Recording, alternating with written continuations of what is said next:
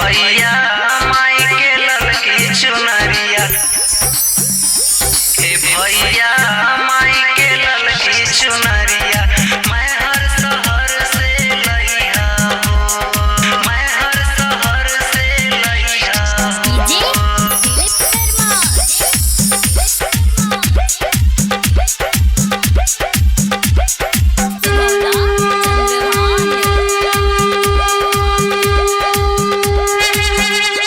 हे भैया माई के ललकी चुनरिया, मैं हर शहर से लइहा हो।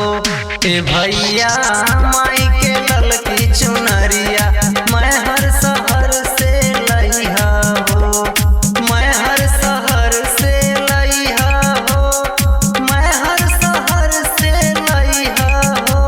कि भोरवे जाइब माई के मंदिरवा, बतिया जनी तू भुलैहा हो। हे भैया माई के ललकी चुनरिया, मैं हर शहर से लइहा हो, मैं हर शहर से लइहा हो। डीजे दिलीप शर्मा। हे भैया माई के ललकी चुनरिया, मैं हर शहर से लइहा हो, मैं हर शहर से लइहा हो, मैं हर शहर से लइहा हो।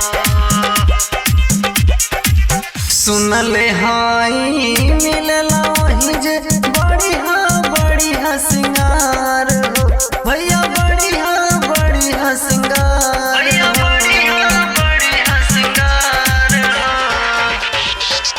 किन ले अइहा घिउवा कपूरवा, माई के महावर पाँव हो, भैया माई के महावर पाँव। मैं हर शहर से लइहा हो, मैं हर शहर से लइहा हो। कि तोहसे कहेले तोहर बहिनिया, बतिया जानी तू भुलैहा हो।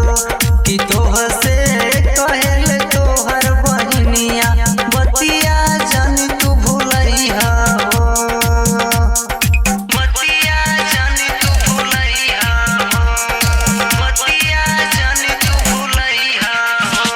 कि तोहसे कहेले तोहर बहिनिया, बतिया जानी तू भुलैहा हो, समौला चंद्रभान।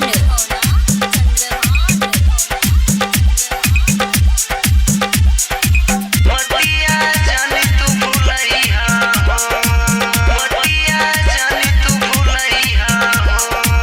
राइटर पिन्नू भैया के साथे जाइब कुदरग नगरिया हो, भैया जाइब कुदरग नगरिया हो, नगरिया हो, नगरिया हो। सिंगर राज गावे कुदरगढ़ माई के भजनिया हो, भैया कुदरगढ़ माई के भजनिया हो। मैं हर शहर से लइहा हो, मैं हर शहर से लइहा हो। कि तोहसे कहेले तोहर बहिनिया, बतिया जानी तू भुलैहा हो। हे भैया